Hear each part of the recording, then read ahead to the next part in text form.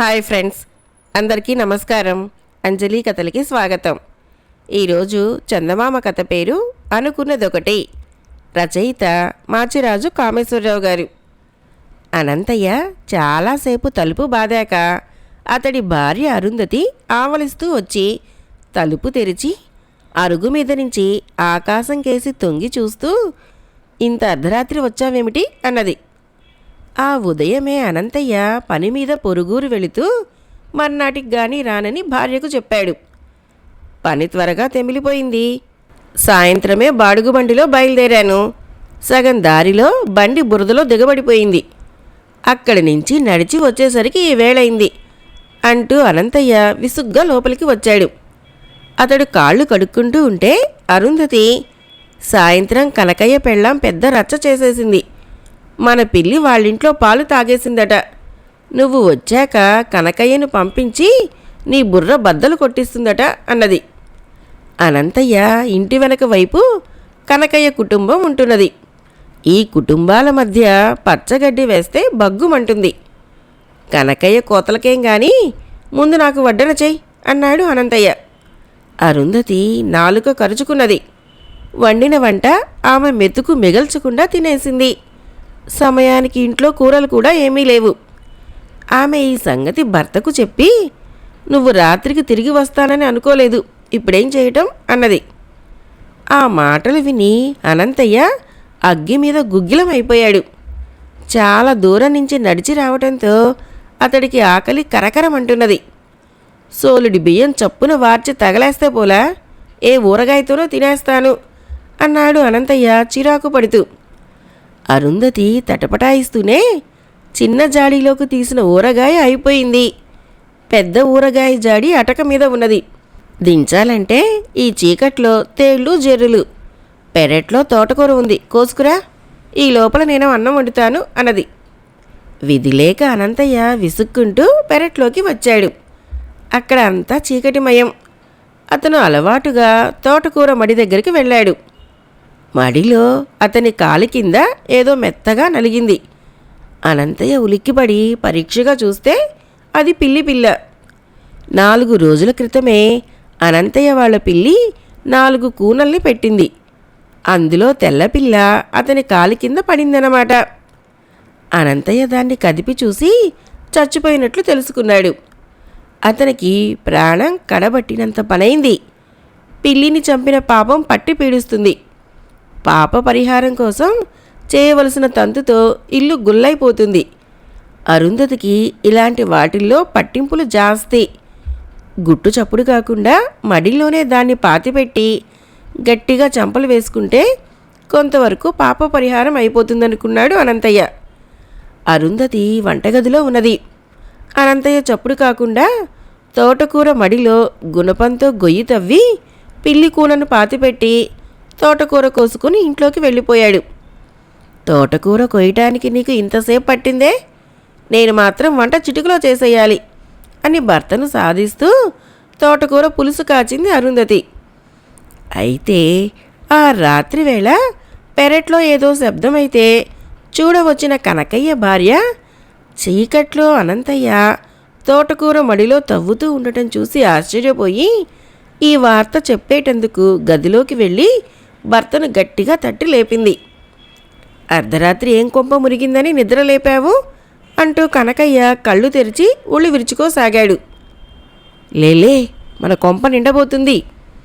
అనంతయ్య తోటకూర మడి తవ్వి బంగారమో డబ్బో దాచిపెట్టాడు. ఊళ్ళో దొంగల భయం జాస్తిగా ఉన్నది కదా, వాళ్ళు పడుకోగానే నువ్వు గుట్టు చప్పుడు కాకుండా గోడ దూకిపోయి ఆ డబ్బు పట్టుకురా. ఈ విధంగా అయినా వాళ్ళకి మంచి శాస్తి చేయాలి అన్నది కనకయ్య భార్య. డబ్బు మాట వింటూనే కనకయ్యకు పూర్తిగా నిద్రమత్తు వదిలిపోయింది. అనంతయ్య దాచింది తవ్వి తెచ్చుకోవడానికి అతను చిన్న పెట్టె తీసుకుని బయలుదేరాడు. గోడ దూకి అనంతయ్య తోటకూర మడిలో తవ్విన గుర్తు త్వరలోనే తెలుసుకున్నాడు. గుణపంతో ఆ స్థలాన్ని తిరగదోడబోతున్న కనకయ్య కంఠానికి చల్లగా ఏదో తగిలింది. అతను ఉలిక్కిపడి తల ఎత్తి చూసేసరికి పక్కనే నల్లటి దుస్తుల్లో భయంకరంగా ఉన్న దొంగ కనిపించాడు. కష్టపడి గొయ్యి తవ్వి డబ్బు దాచడానికి అవస్థపడుతున్నావెందుకు? ఆ పెట్టె నాకిచ్చి శుభ్రంగా చేతులు కడిగేసుకో అన్నాడు దొంగ కరుకుగా. దొంగను చూసి కనకయ్యకు కాళ్ళు చేతులు ఆడకపోయినా బుర్ర మాత్రం చురుగ్గానే పనిచేస్తున్నది. దొంగ ఈ ఇల్లు తనదని, తాను డబ్బు పాతిపెట్టబోతున్నానని అనుకుంటున్నాడు. ఈ అవకాశం ఉపయోగించుకొని దొంగ చేత అనంతయ్య ఇల్లు దోచేయించాలి అనుకున్నాడు కనకయ్య. అతను మూత తెరిచి ఖాళీ పెట్టెను దొంగకు చూపుతూ, నా భార్య ఈ పెట్టె పట్టేంత గుంట తవ్వమన్నది. తన నగలన్నీ తెచ్చి ఇందులో వేస్తుందట. పోయి తలుపు తట్టి ఆమెను పిలిచి, గొడవ చేయకుండా ఆ నగలేవో పట్టుకుపో, నన్ను మాత్రం ఏమీ చేయకు అన్నాడు. నా గొంతు వింటే తలుపు తెరుస్తుందా? నీ పెళ్ళాన్ని నువ్వే పిలువు. ఆవిడ బయటకు వచ్చాక ఆ నగల సంగతేమిటో నేనే తెలుసుకుంటాను అంటూ దొంగయ్య కనకయ్య మెడ పట్టుకొని అతన్ని అనంతయ్య పెరటి గుమ్మం దగ్గరకు లాక్కుపోయాడు. ఇప్పుడు కనకయ్యకు దొంగ భయం పోయి మహా సంతోషంగా ఉంది. అతను పెద్దగా గొంతెత్తి, అరుంధతి త్వరగా రా అంటూ కేకపెట్టాడు. తలుపు తెరవగానే అతను భార్యకు ఏమైనా సైగలు చేస్తాడేమో అని అనుమానించిన దొంగ కనకయ్యను పెడగా తోసి తాను తలుపు దగ్గరగా నిలబడ్డాడు. కనకయ్య మరొకసారి అరుంధతి అంటూ గట్టిగా కేక వేశాడు. ఆ కేకకు అరుంధతికి మెలకు రాలేదు, కానీ అనంతయ్య నిద్రలేచాడు. అర్ధరాత్రి ఎవరో కేక వేయటం విని అతడికి పట్టరాని కోపం వచ్చింది. హఠాత్తుగా అతడికి కనకయ్య భార్య తన భర్త చేత బుర్ర బద్దలు కొట్టిస్తానన్న మాట కూడా గుర్తుకు వచ్చింది. అనంతయ్య పళ్ళు కొరుకుతూ దుడ్డు కర్ర తీసుకొని చప్పుడు కాకుండా పెరటి తలుపు తెరిచి ఏం జరగబోతున్నదో దొంగ ఊహించే లోపలే అతన్ని కనకయ్య అనుకొని దుడ్డు కర్రతో తల మీద బలంగా కొట్టాడు. దొంగ కుయ్యమని కూడా అనకుండా కుప్పకూలిపోయాడు. కనకయ్య ఆ దెబ్బ తన నెత్తిన పడినంతగా అదిరిపడ్డాడు. కోపం వస్తే అనంతయ్య ఎంతటి సాహసానికైనా వెనుదీయడని అతడికి తెలిసిపోయింది. అలాంటి వాడితో గిల్లి గజ్జాల కన్నా స్నేహంగా ఉండటం తనకు క్షేమం. కనకయ్య ఇలా ఆలోచించి లేని సంతోషాన్ని కనబరుస్తూ, బేష్ అనంతయ్య, గజదొంగ అంతటి వాణ్ణి ఒక్క దెబ్బతో మట్టి కరిపించావు. నీకు గ్రామాధికారి నుంచి పెద్ద బహుమానం రాకమానదు అన్నాడు. అనంతయ్య ఈసారి దుడ్డుకర్రను కనకయ్య కేసి గురిచేసి, ఈ వెకిలి కబుర్లు అలా ఉంచు, ముందు నేను అడిగేదానికి జవాబు చెప్పు. నువ్వనే ఈ గజదొంగ వెంట నా పెరట్లోకి ఎందుకు వచ్చావు అని అడిగాడు. కనకయ్య వణికిపోతూ జరిగిందంతా అనంతయ్యకు చెప్పి, ఇలా ఎందుకు చేశావని అడక్కు, దీన్నే బుద్ధి గడ్డి తినటం అంటారు. నన్ను క్షమించు, ఈనాటి నుంచి పాత రోజులు మర్చిపోదాం అన్నాడు. కనకయ్య అన్నట్టుగానే పెద్ద గజదొంగను పట్టినందుకు అనంతయ్యకు గ్రామాధికారి నుంచి 100 వరహాల బహుమానం లభించింది. ఈ జరిగిన గొడవంతా భర్త చెప్పగానే విన్న అరుంధతి నవ్వి, ఆ పిల్లి పిల్ల ఏదో జబ్బుతో సాయంత్రమే చచ్చిపోయింది. తెల్లవారి పని మనిషి చేత గొయ్యి తవ్వించి పాతిద్దాం అనుకుంటున్నాను. దానివల్లనే నీకు బహుమానం దక్కింది. శత్రువు మిత్రుడయ్యాడు. మరి చచ్చిన పిల్లిని ఖననం చేసిన పుణ్యం ఉట్టినే పోతుందా అన్నది. కథ అయిపోయింది. ఫ్రెండ్స్, మరొక కథ చెప్పుకుందాం. ఈ బేతాళ కథ పేరు తెలివైన వాడు. పట్టు వదలని విక్రమార్కుడు చెట్టు వద్దకు తిరిగి వెళ్ళి చెట్టుపై నుంచి శవాన్ని దించి భుజాన వేసుకుని ఎప్పటిలాగే మౌనంగా శ్మశానం కేసి నడవసాగాడు. అప్పుడు శవంలోని బేతాళుడు, రాజా, నీవు ఎవరి కోసం ఇంతగా శ్రమల పాలవుతున్నావో తెలియదు. ధన సంపాదన విషయంలో మనుషుల మధ్య విపరీతమైన పోటీలు జరగటం, శత్రువులు కావటం ఆశ్చర్యం కాదు. కానీ తెలివితేటల్లో ఎవరు మిన్నా అనే సమస్య కారణంగా శత్రువులైన ఇద్దరి వింత కథ చెబుతాను, శ్రమ తెలియకుండా విను అంటూ ఇలా చెప్పసాగాడు. కోసల దేశంలోని మాతంగ నగరంలో సుప్రసిద్ధమైన వర్తక కేంద్రం ఉండేది. ఆ నగరంలో సుధాకరుడనే వర్తక ప్రముఖుడు ఉండేవాడు. తెలివితేటల్లో ఎవరైనా ఆయన తర్వాతనే అని చెప్పుకునేవారు. ఆయనది సుగంధ ద్రవ్యాల వ్యాపారం. నగరంలో ఆయనొక్కడే ఈ వ్యాపారం చేసేవాడు. ఇలా ఉండగా ఆ నగరానికి సారంగుడు అనేవాడు వచ్చి సుగంధ ద్రవ్యాల వ్యాపారం ప్రారంభించి కొద్ది కాలంలోనే మంచి లాభాలు సంపాదించాడు. ఇతడి పోటీ మూలంగా సుధాకరుడి వ్యాపారం కొద్దిగా దెబ్బతిన్నది. అయితే సుధాకరుడు మాత్రం ఎన్నడూ సారంగుణ్ణి లెక్క చేయలేదు. అతడితో పరిచయానికి కూడా ప్రయత్నించలేదు. ప్రతి సంవత్సరము అరబ్బు దేశాల నుంచి కొందరు వర్తకులు వచ్చి సుధాకరుడి వద్ద భారీ ఎత్తున సుగంధ ద్రవ్యాలు కొనుక్కొని వెళ్ళేవారు. ఈ వర్తకుల వల్ల సుధాకరుడికి 2 విధాలుగా గిట్టుబాటు అయ్యేది. ఒకేసారి ఎక్కువ సరుకు అమ్ముడు కావటము, అధిక లాభాలు. ఈ సంవత్సరం ఆ పెద్ద బేరాన్ని ఎలాగైనా సరే తను సంపాదించాలన్న దృఢ నిశ్చయంలో ఉన్నాడు సారంగుడు. సుధాకరుడి కంటే తక్కువ ధర చెప్పి పెద్ద ఎత్తున ఎక్కువ సరుకు అమ్ముకోవాలనుకున్నాడు అతను. కొద్ది రోజుల్లో అరబ్బీ వర్తకులు వస్తున్నట్లు అతనికి వార్త అందింది. ఒక రోజున వృద్ధుడొకడు సారంగుణ్ణి కలుసుకొని, నీ మేలు కోరి చెబుతున్నాను. సుధాకరుడితో పోటీపడి నువ్వు సుగంధ ద్రవ్యాల ధర తగ్గించకు. అందువల్ల నువ్వు సుధాకరుడే కాక మన దేశం కూడా నష్టపోతుంది. సుధాకరుడు మంచి మనిషి. మీరిద్దరూ కలిసి మాట్లాడుకొని వచ్చే అరబ్బు వర్తకులకు చెరిసగం సరుకు అమ్మటం ఇద్దరికీ శ్రేయస్కరం అన్నాడు. సారంగుడు నవ్వి, నేను సుధాకరుడు పంపాడా? ఆయనకు తన తెలివితేటల మీద గురి తప్పి నా తెలివితేటలకు భయపడుతున్నాడన్నమాట అన్నాడు.